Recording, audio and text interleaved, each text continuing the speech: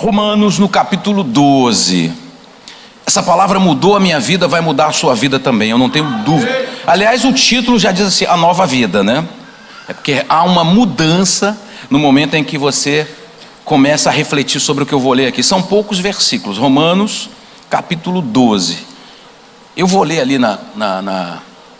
porque a minha Bíblia ela tem uma linguagem diferente, mas vamos lá. Portanto, irmãos, rogo pelas misericórdias de Deus que se ofereçam em sacrifício vivo, santo e agradável a Deus, que é o culto racional de vocês. O que é um culto racional? É um culto inteligente.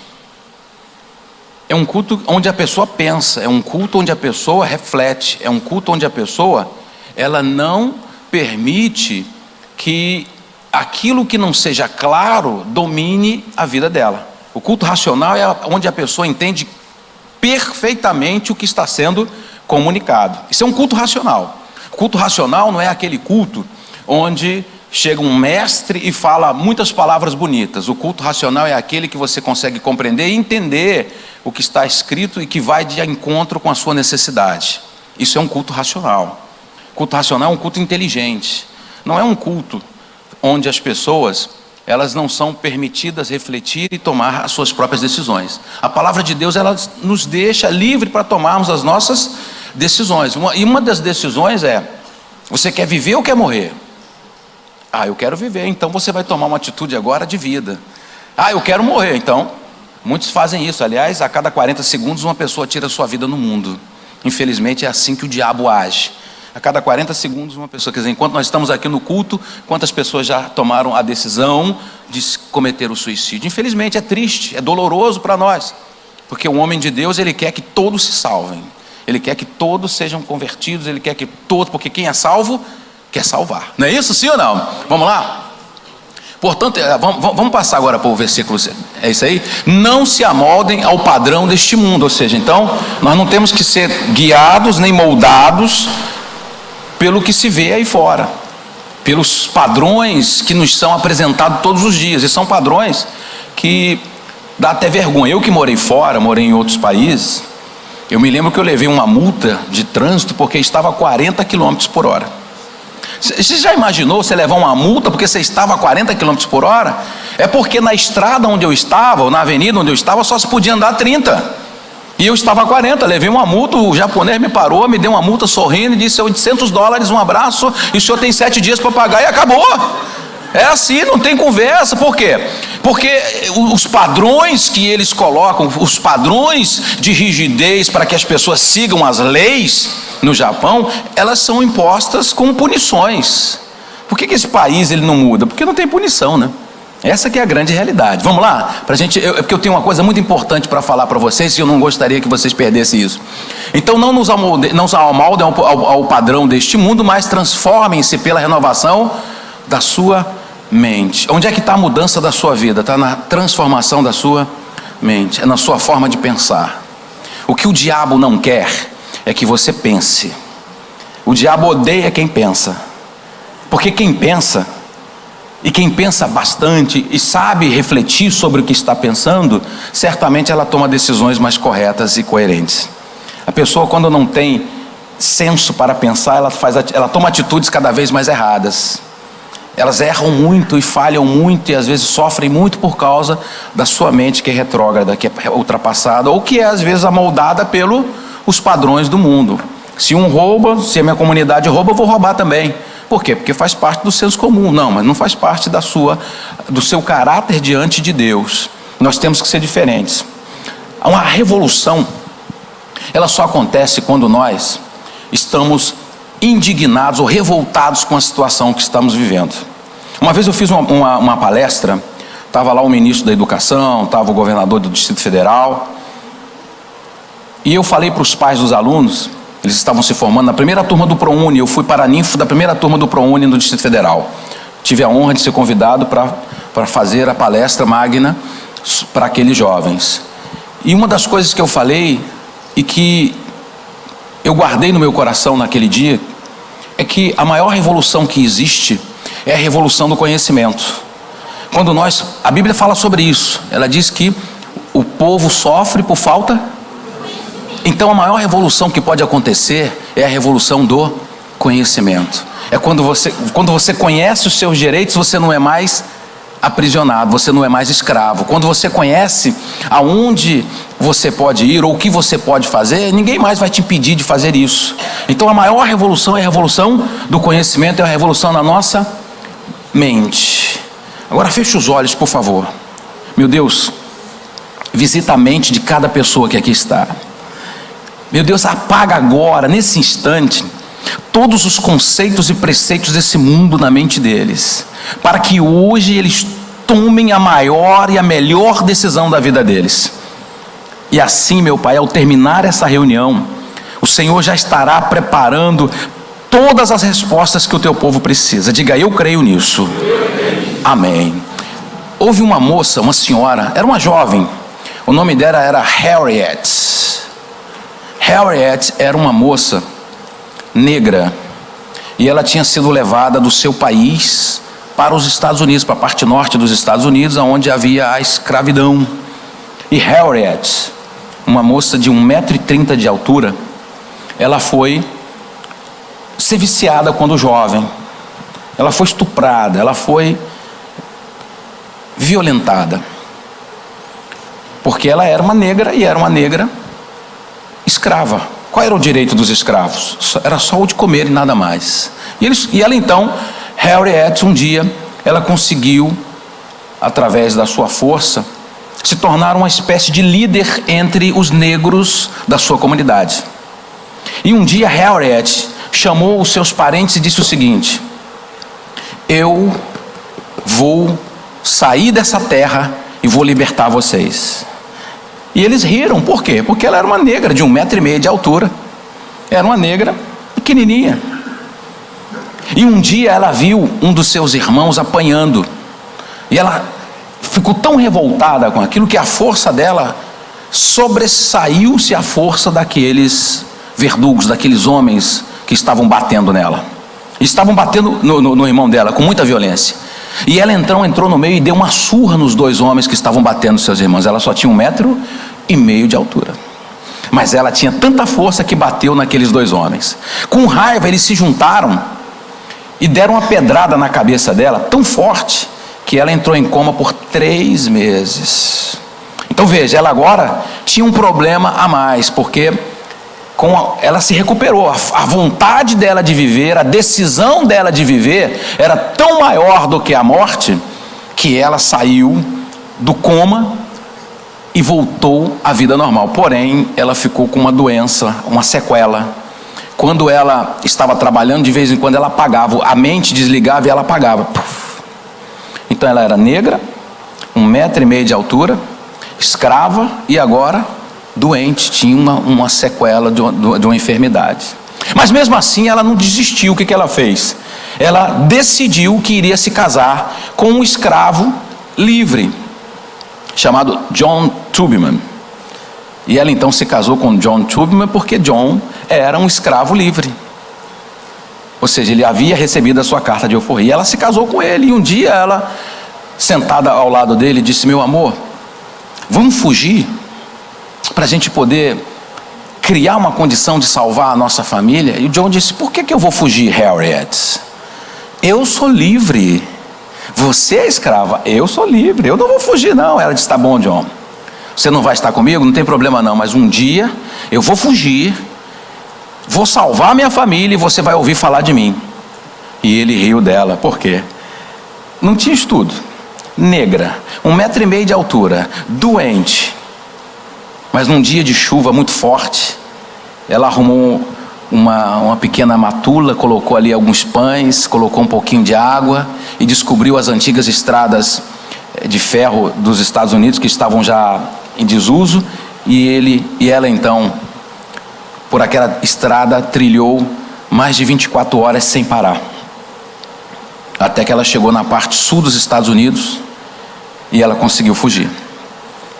Então ela tinha agora mais um problema, não era? Negra, escrava, 1,5 m de altura, doente, separada do marido e agora fugitiva, né? Porque ela fugiu. Ela era agora uma mulher procurada como fugitiva.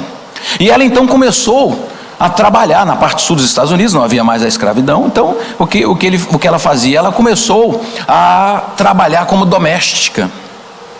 E ela trabalhava durante 6 meses. Mas nesses 6 meses, ela perdia o emprego muitas vezes. Porque imagine Harriet varrendo a casa. Tá? E de repente, a sequela da doença, aí estava lá Harriet agarrada na vassoura, né? Aí a patroa chegava e dizia: mas que negra mais preguiçosa, mandava embora. Então ela era negra, 1,5 metro de altura, ela era uma mulher fugitiva, ela era uma mulher separada do marido, era uma mulher doente, e agora era uma mulher também tida como preguiçosa. Mas ela não era preguiçosa, ela tinha uma enfermidade.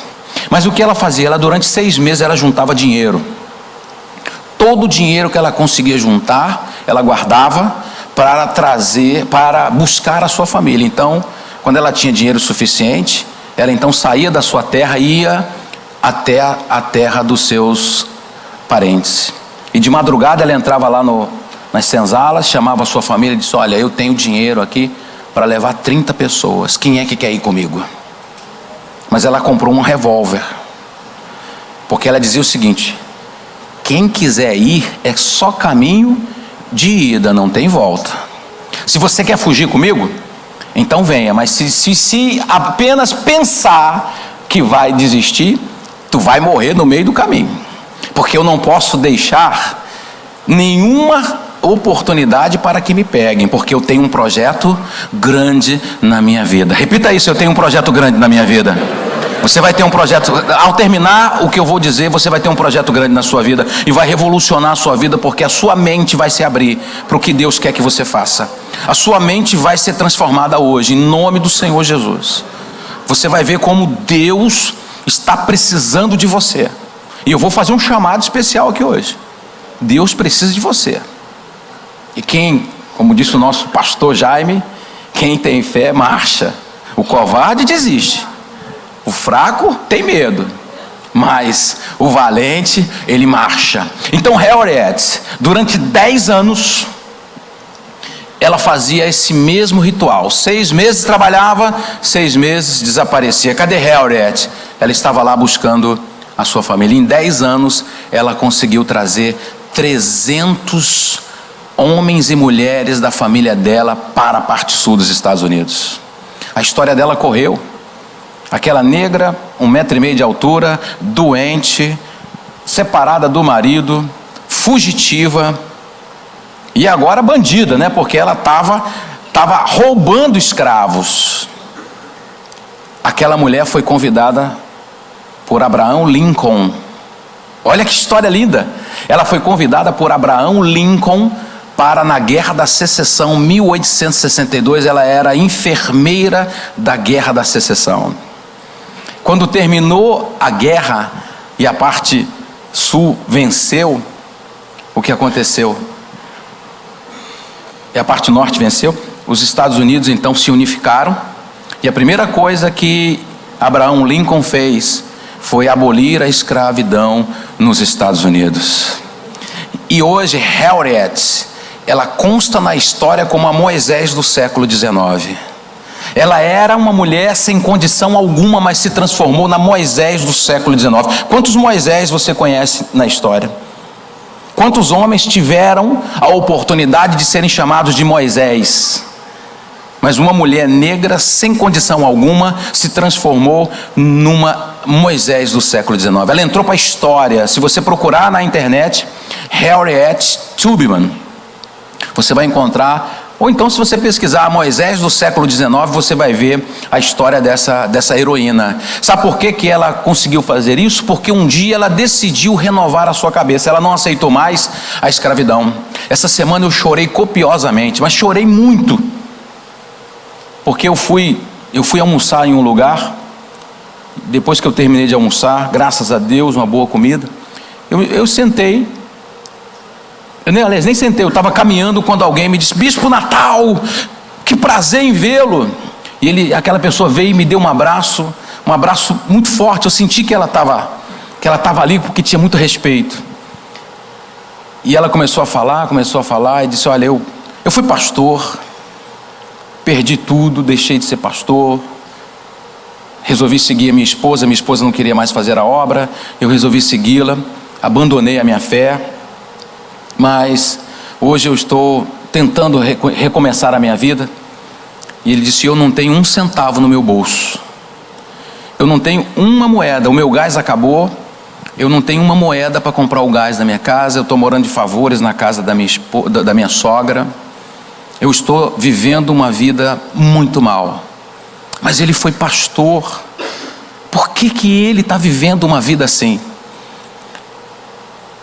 Outro dia eu encontrei uma outra pessoa muito querida minha, num supermercado, e eu estava fazendo compras com a minha esposa. Eu sempre gosto de ir, porque eu gosto de andar no meio do povão, e o meu carrinho estava cheio, graças a Deus, porque Deus nunca deixou faltar. Mas eu encontrei pastor Jaime, aquele rapaz, ele me cumprimentou: bispo, tudo bem? Eu disse: oh, tudo bem. E eu fui para a fila, e estou ali, e ele passou do outro lado com o carrinho. O carrinho dele tinha 1 quilo de sal, 1 quilo de farinha, 1 quilo de arroz, 1 quilo de feijão e uma latinha de óleo, e um vidro de óleo. E aquilo marejou os meus olhos na mesma hora, porque naquele instante me revoltei por saber que o povo de Deus está comprando de quilos. Me revoltei porque nós temos um Deus tão grande, nós temos um Deus tão glorioso, nós temos um Deus que é o Senhor dos exércitos, o Senhor das guerras, o Senhor dono do ouro e da prata. Nós temos um Deus que é o Deus que comanda toda a natureza, é um Deus que faz qualquer coisa, é o Deus que não tem limites, é o Deus do impossível, não é isso? Sim ou não? Nós acreditamos no Deus que é o Deus magnânimo. E o povo dele está passando fome, e aquilo me deu uma revolta. Eu disse: Deus, o Senhor tem que me dar uma condição, o Senhor tem que me dar uma ideia, o Senhor tem que me dar algo para que eu possa fazer para ajudar os meus irmãos. Meu Deus, eu não posso permitir que o povo de Deus seja humilhado a tal ponto, meu Deus, de não ter o que comer em casa. Eu não posso aceitar que um Deus tão glorioso como o Senhor seja um Deus que não seja honrado, porque quando nós não temos uma condição de vida melhor, nós não estamos honrando ao nosso Deus, nós estamos envergonhando a Ele, porque os incrédulos têm. Tem gente que nunca serviu a Deus e tem bilhões. E o povo de Deus às vezes não tem o que comer em casa, ou está comprando de 1 quilo, e compra arroz, compra feijão. Aquilo me doeu o coração, eu chorei muito. Eu fui para casa dirigindo o meu carro e fui chorando. Quando aquela senhora deu um testemunho, eu chorei também. Porque é isso que Deus quer fazer. Ele não quer que você dê para que você não tenha, Ele quer que você dê para que você tenha 100 vezes mais. Está lá Isaac plantou na terra dos filisteus e colheu 100 vezes mais naquele ano, porque Deus era com ele, porque Deus prosperava ele, porque Deus fez dele um homem próspero na terra dos inimigos. Porque Abraão foi assim, na terra dos inimigos Deus fez Abraão se tornar mais rico do que os próprios reis que ali estavam. Porque Abraão fez coisas que ninguém podia imaginar. Um homem com 99 anos era próspero a ponto de poder gerar uma nova família. Um homem já velho, mas para Deus não existe idade, para Deus não existe condição física, para Deus só existe uma coisa: nós cremos ou não cremos. É ou não é verdade? Sim ou não? Então eu gostaria de chamar vocês para isso. Eu vou fazer uma semana de jejum, uma semana de oração para a sua vida financeira. Eu vou orar para que Deus acabe com a sua pobreza. Mas você não pode esperar que a minha oração resolva o teu problema se você não tomar uma atitude. Pastor Jaime falou isso, a atitude.